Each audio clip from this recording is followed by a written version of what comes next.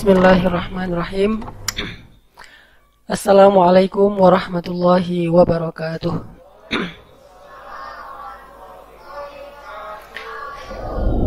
Ibu-ibu dan teman-teman sekalian yang dirahmati Allah, hari ini kita bahas satu bab yang penting dalam kehidupan sehari-hari kita, melawan ego. Pernah ngerasa ngelawan ego? Sering ya? Pernah live group?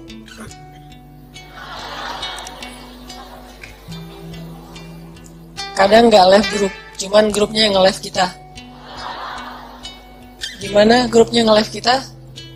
Tadinya grupnya rame, chat, broadcast, segala macem, tiba-tiba sepi.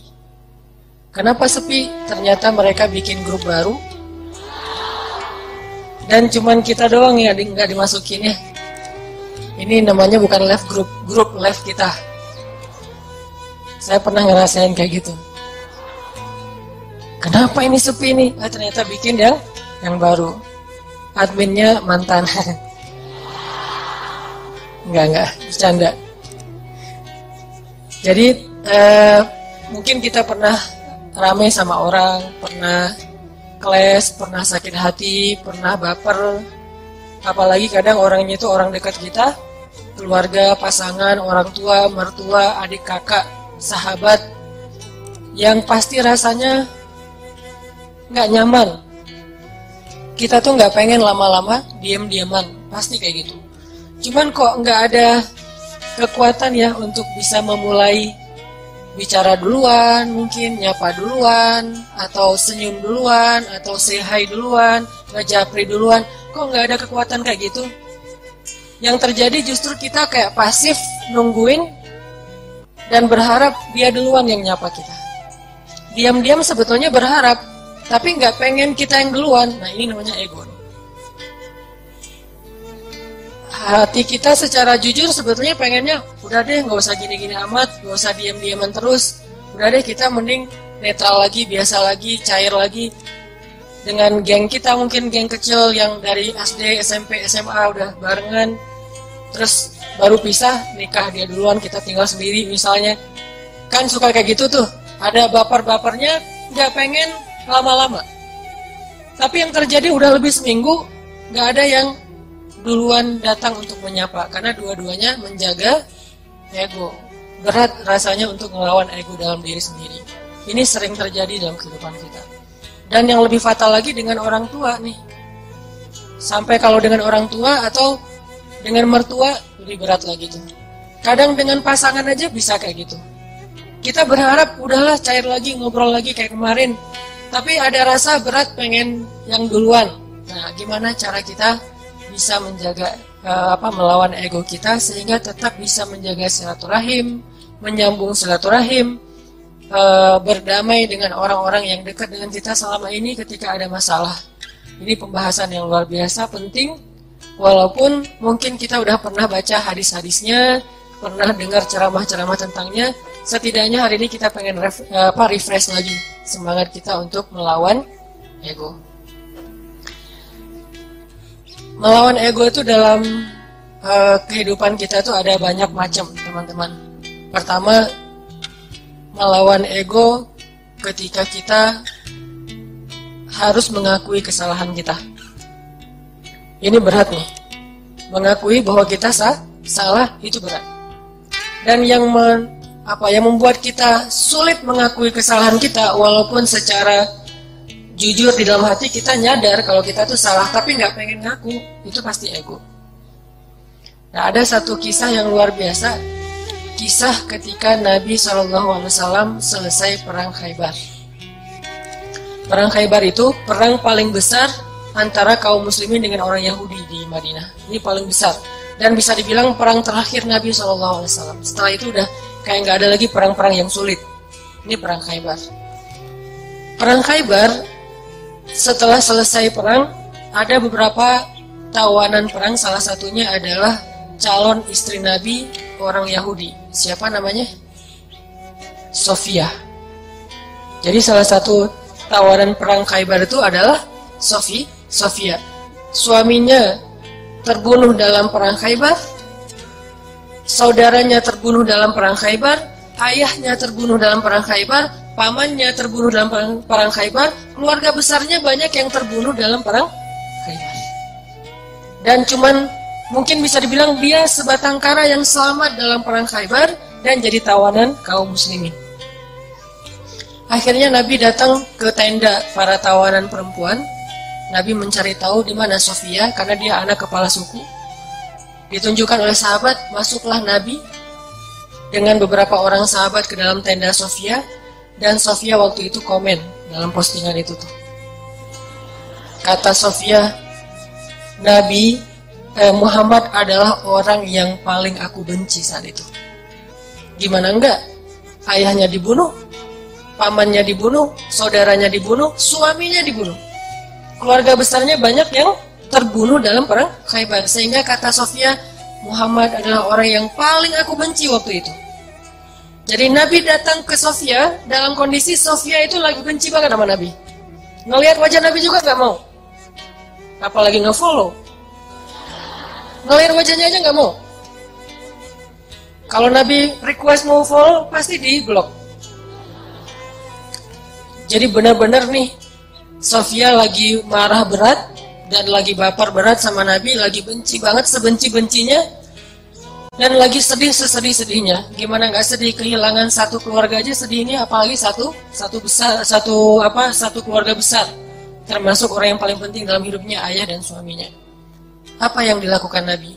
Nabi datang minta maaf kepada Sofia. Apakah Nabi salah? Tidak. Apakah Nabi zalim kepada keluarga Sofia? Tidak sama sekali.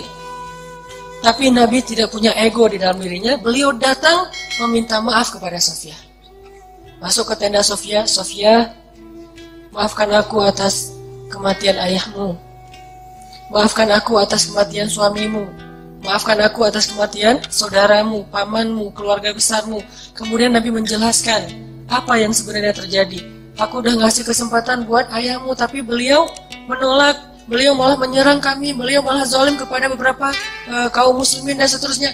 Nabi menjelaskan, meminta maaf, menjelaskan, meminta maaf, menjelaskan, meminta maaf, terus menerus sampai akhirnya luluh hati Sofia dan tiba-tiba Sofia menjadi jatuh hati kepada Rasulullah SAW. Lihat luar biasanya Nabi dalam meminta maaf. Bukan maaf ya, udah selesai pergi. Enggak, beliau minta maaf sampai Sofia jatuh hati kepada beliau. Itu gimana caranya tuh? Orang yang tadinya benci banget, jadi cinta banget. Sehingga kata Sofia, beliau terus meminta maaf dan menjelaskan, meminta maaf dan menjelaskan, meminta maaf dan menjelaskan, sampai akhirnya beliau menjadi orang yang paling aku cintai di muka bumi. Ini luar biasanya akhlak Nabi SAW. Jadi Nabi itu bukan hanya bisa bikin orang yang lagi bete jadi happy, malah orang yang jadi lagi haters banget jadi followers dan fans berat. Bukan fans lagi, loversnya jadi pencinta. Ini artinya ada pelajaran gimana melawan ego. Mengakui bahwa kita salah, walaupun posisi Nabi sebetulnya beliau nggak salah. Namanya perang pasti ada adu fisik segala macam. Lagian kalau kita baca kronologis cerita perang Khaybar, maka kita akan lihat bahwa Nabi itu udah toleran banget, udah ngasih kesempatan banget, udah ngasih banyak tawaran-tawaran yang nggak harus perang deh. Udah kita damai aja, tapi mereka nggak mau. Akhirnya nggak bisa dihindari terjadilah perang. Kalau kita baca kronologis panjangnya perang Khaybar. Tapi dalam kondisi Nabi nggak bersalah, Nabi nggak zolim, Nabi nggak pernah mencurangi hak orang lain, Nabi masih datang kepada perempuan ini untuk meminta maaf. Gimana dengan kita yang mungkin kondisi kita nggak seperti Nabi yang suci, yang maksum? Pasti ada salahnya kita. Walaupun kadang-kadang yang pertama salah orang lain. Yang pertama salah itu mungkin teman, salah ngomong, salah sikap, atau kadang-kadang sikapnya bukan sesuatu yang gimana, cuman diem doang. Kadang dia diem, kita baper. Akhirnya bapernya tuh berlarut-larut sampai keinget lagi yang dulu-dulu, jadilah diakumulasi jadi rame. Emang sih dia dari dulu tuh kayak gitu, dibawa yang dulu-dulu. Padahal katanya dulu udah dimaafin, tapi masih dibawa lagi. Nah ini artinya kalau Nabi aja yang nggak bersalah datang meminta maaf duluan, dan meminta maafnya tuh nggak sekali, berjam-jam loh. Kalau kata periwayat cerita itu berjam-jam Nabi minta maaf sampai membuat Sofia perlahan-lahan yang tadinya nggak mau ngelihat mulai ngelihat, yang tadinya nggak mau senyum mulai matanya agak sedikit nggak mau melotot lagi gitu. Terus lama-lama Sofia mulai antusias, lama-lama Sofia tersenyum dan kemudian Sofia malah luluh hatinya, bahkan jatuh hati kepada Nabi. Bukan karena Nabi keren, kece, bukan, karena akhlaknya yang luar biasa. Baru Sofia mengakui kepada Nabi, mengatakan, beberapa malam yang lalu saya mimpi. Baru Sofia jujur. Mimpi apa? Saya mimpi, dalam mimpi itu rembulan jatuh ke dalam pangkuan saya. Rembulan purnama banget jatuh ke dalam pangkuan Sofia. Lalu saya ceritakan mimpi ini kepada suami saya dipukul sama suami saya, ditampar sama suaminya. Kenapa? Karena suaminya tahu makna dari mimpi. Kata suaminya, kamu jangan macam-macam. Kamu tertarik dengan laki-laki yang di Madinah, maksudnya Muhammad. Padahal Sofia nggak pernah tahu tentang Muhammad. Tapi Allah ilhamkan lewat mimpi bahwa kelak Sofia itu akan menjadi salah satu yang mendampingi hidup Nabi Muhammad SAW. Baru Sofia ngomong, kalau saya mimpi rembulan jatuh ke dalam pangkuan saya, tapi saya masih nggak percaya, mana mungkin pembunuh suami saya akan jadi suami saya. Pembunuh ayah saya bakalan mendampingi hidup saya. Tapi ketika melihat akhlak Nabi, semuanya berubah. Dialah yang paling layak untuk saya. Ini melawan ego dengan cara meminta maaf. Dan itu nggak gampang.